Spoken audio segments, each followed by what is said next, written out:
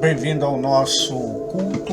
Nós vamos estar falando a respeito de restauração e graça divina. Graça que é o favor que nós não merecemos, favor que nós não podemos pagar por ele, e este preço foi pago por Jesus. Enfaticamente, tenho falado sobre isso para que você creia que Jesus Cristo morreu na cruz do Calvário e ele fez o pagamento dos meus erros, dos seus, os quais nós éramos condenados. Isso não significa que você pode sair aprontando, já que Jesus pagou o preço. Existe o princípio da lei da semeadura, tudo aquilo que o homem plantar, ele colhe, e a Bíblia inclusive diz na carta do apóstolo Paulo aos Gálatas que nós devemos ter um cuidado com isso, porque o que nós semearmos na carne, nós ceifaremos morte. Então, isso não quer dizer que você pode estar fazendo tudo aquilo que é errado, que lhe apraz. Mas nós sabemos que a vida humana, ela tem as suas adversidades, e é por isso que o próprio Senhor, ele pôde então inspirar o salmista Davi, dizendo que conhece a nossa estrutura e sabe que a nossa estrutura é de pó. Então nós temos uma estrutura humana. Então o Senhor Deus conhece isso. Dentro das nossas limitações, nós temos que lutar contra o pecado, nós temos que batalhar o combate da fé, e certamente olhando para a pessoa de Jesus. O grande problema é que nós estamos vivendo alguns contextos onde muitas pessoas, inclusive, estão sendo abaladas porque justamente estavam fundamentando a sua fé em seus próprios méritos. Muitas pessoas estavam fundamentando aquilo que pertence a Deus, a sua forma de agir, a sua forma de perdoar, de contemplar a vida humana. Muitas pessoas estavam andando por méritos. Esses méritos, nós sabemos que eles são falhos, e a Bíblia e o próprio Deus não se orienta por uma meritocracia. Então é por isso que eu amo falar sobre a graça, eu amo falar sobre a pessoa de Jesus, eu amo falar sobre aquilo que ele fez, aquilo que ele faz. O meu objetivo é que eu e você estejamos olhando tão somente para Jesus, autor e consumador da nossa fé, e é ele, Jesus, que é poderoso, santo, maravilhoso, conselheiro, Deus forte, príncipe da paz, Pai da eternidade. Conforme você for olhando para ele, falando sobre ele, falando dele, certamente o teu coração vai se encher de fé a cada instante.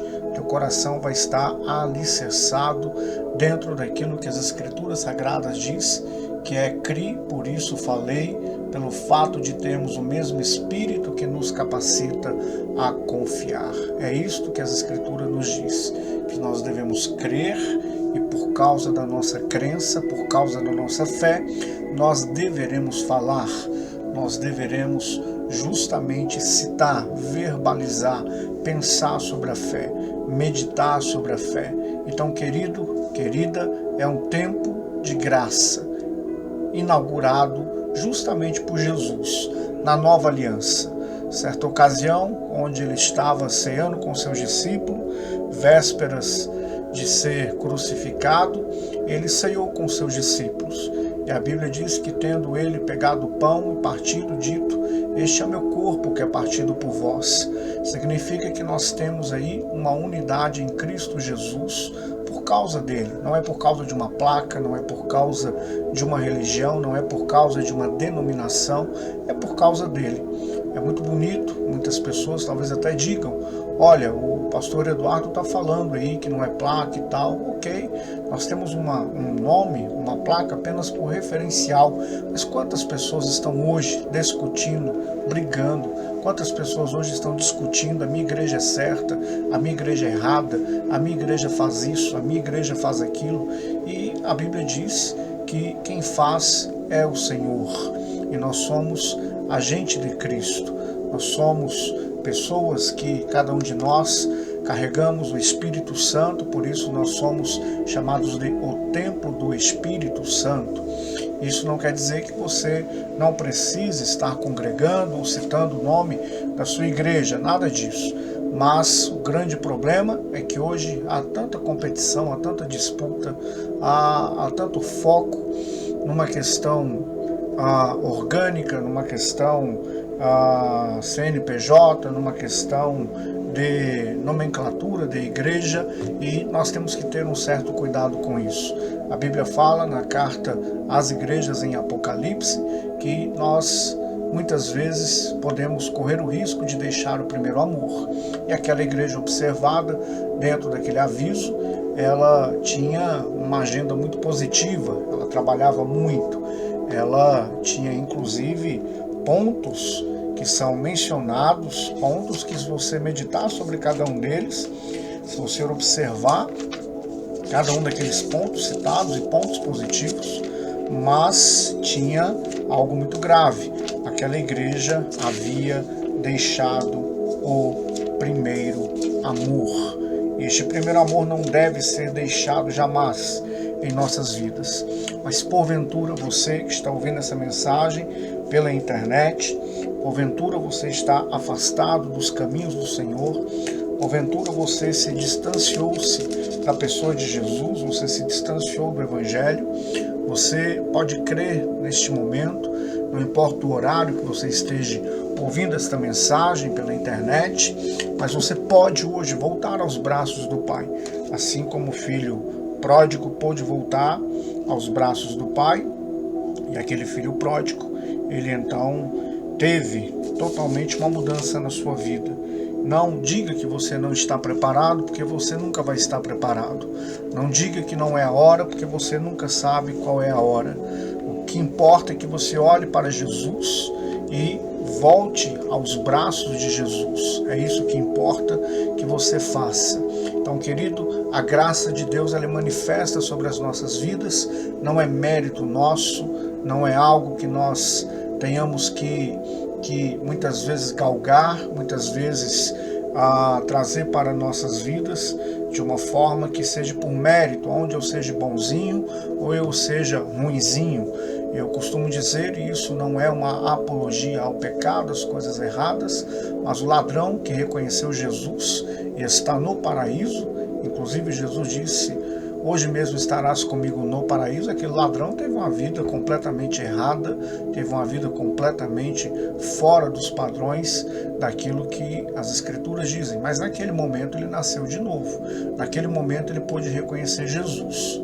Eu digo que isso é arriscado para que você não deixe para o último minuto da sua vida, porque você não sabe como será o último minuto da sua vida, você não sabe qual é o tempo hábil que você vai ter para reconhecer a pessoa de Jesus. Importa que você reconheça ele agora. Mas observe, o ladrão não teve uma vida de conduta, não é um padrão de crente, vamos dizer assim, de servo, não é um padrão de uma pessoa que pôde falar: olha, eu vou herdar o paraíso porque eu tenho um bom coração. Eu fui ladrão, mas eu tenho um bom coração. Não.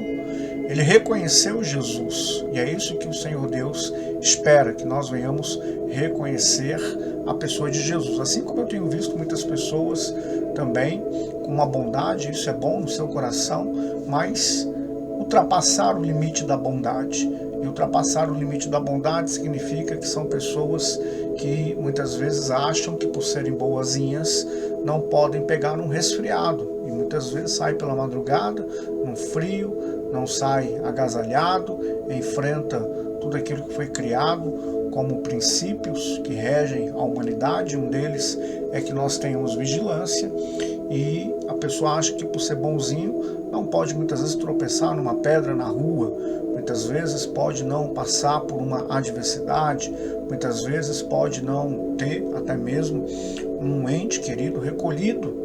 E observe que é muito doloroso, há muitas pessoas que perderam seus parentes, mas muitas pessoas estão colocando isso aí numa balança. Olha, isso aqui eu não merecia, ou será se eu estou sendo punido? Olha, o que a Bíblia diz é que nós nascemos com um propósito, e há um propósito para todas as coisas. E quando é chegado o dia de cada pessoa, está no propósito estabelecido pelo nosso bom Deus. Então, querido, creia na graça, creia no favor, não olhe para si, olhe tão somente para Ele, Jesus, autor e consumador da nossa fé. Não é mérito meu, não é mérito seu, não há mérito de ninguém. Então isso é graça, isso é favor, isso é algo que é derramado sobre as nossas vidas. Você observou que eu citei alguns textos bíblicos sem nomear versículos, mas o que eu quero é que você receba da parte do Senhor tudo aquilo que eu citei para você e que você possa crescer em Cristo Jesus. Mas eu quero deixar um texto para que você reflita, que está na carta que o apóstolo Paulo escreveu aos Romanos, capítulo de número 3, que diz justamente assim: porque todos pecaram e não são capazes de merecer o louvor de Deus. Mediante a graça divina, sem merecê-la, todos recebem a condição de serem considerados justos diante dele, por meio do ato que nos redime de nossa escravização ao pecado, realizado por Jesus Cristo. Então observe textos mais tradicionais, não que esse aqui seja um texto moderno. O texto que eu li está justamente na Bíblia judaica, traduzida para o português, muito próxima do original. O sentido é o mesmo, mas de uma forma mais clara dentro daquilo que a Escritura Sagrada diz. Todos pecaram, todos. Não há um sequer que não pecou e que não peca. Todos pecaram. Destituídos estão da glória de Deus. É o que o texto mais, vamos colocar assim, mais comum na nossa nação é dito. Mas eu disse aqui para você: todos pecaram e não são capazes de merecer o louvor de Deus. Mediante a graça, olha, existe uma mediação, existe uma condição, e essa condição é mediante a graça de Deus. Sem merecê-la, não merecemos, não é mérito de ninguém, não é mérito de ninguém. Todos recebem a condição de serem considerados justos diante dele. Essa justiça é porque o Senhor Deus, quando Ele olha para você que está em Cristo Jesus, Ele olha Jesus. Deus não disse assim: olha, quando eu olhar para Ele, eu vou ver o nome da igreja dele, Batista, Assembleia, Presbiteriano, Católico. Não. Ele olha para você, Ele enxerga Jesus em você e você em Jesus. Isso é estar em Cristo. O apóstolo Paulo, quando escreve aos Romanos também, no capítulo 8, ele diz que nenhuma condenação há para os que estão em Cristo. Estar em Cristo significa que somos justificados por aquilo que Ele fez na cruz do Calvário. Nos redimiu, nos tirou da escravidão do pecado. Então, eu tenho que estar em Cristo Jesus. Isso não significa que eu, como disse no início, vou andar pecando, fazendo o que eu quero. Não, nada disso. Significa que eu devo olhar para Ele e lutar todos os dias contra o pecado. Lutar todos os dias contra o pecado. E eu lutando contra o pecado, é isto que o Senhor Deus vai fazer na minha vida. Não deixar que eu seja condenado. Nenhuma condenação há para os que estão em Cristo Jesus, que não andam segundo a carne, mas que andam segundo o Espírito. Aquele que está em Cristo Jesus, a Bíblia diz que ele nasce de novo, da água e do Espírito. Significa que você pode ter a melhor e maior experiência da sua vida, que é nascer de novo.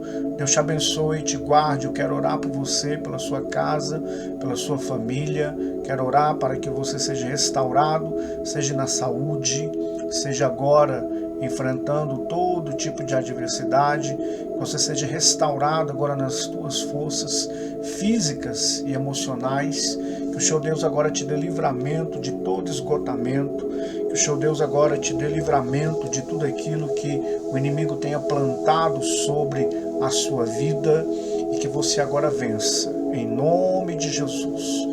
Que você seja agora mais do que vencedor, porque Ele morreu na cruz do Calvário, por mim e por você. E é por isso que você é mais que vencedor, porque Ele venceu a morte e Ele lhe dá autoridade no nome dEle, porque você está nele para vencer. Em nome de Jesus. Em nome de Jesus.